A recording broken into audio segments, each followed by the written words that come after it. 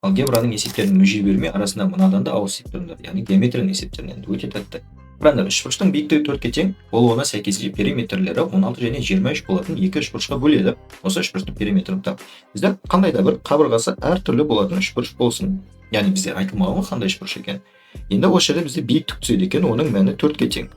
Енді бізге айтады, оның қабырғалары белгісіз. Давайте мен мына жерде x деп алатын болсам, онда оның келесі бөлігі с минус x. Яғни жалпы мына жер с қабырғасы болса, және де мынау x болатын болса, онда қалған бөлігіміз с-дан x-ті азайтқанға тең болады.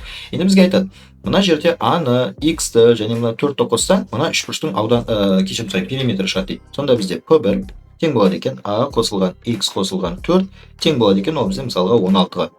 Потом мына үшбұрыш бар емес пе? b-ны, с минус x-ті және 4-ті қосатын болсақ, мына үшбұрыштың периметр шығады дейді. Сонда p2 деп алады.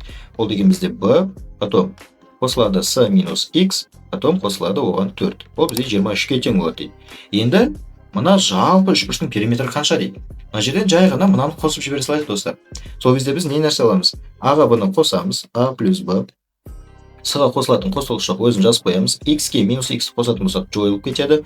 4-ке 4-ті қосамыз 8, 16-ға 23-ті қосамыз 39. Осы жерден a плюс b плюс с тең болады 31. Ал достар, a плюс b плюс с дегеніміз не еді? Ол как раз осы үшбұрыштың қабырғаларының қосындысы емес па? Демек ол осы үшбұрыштың периметрін береді деген сөз. P жалпы.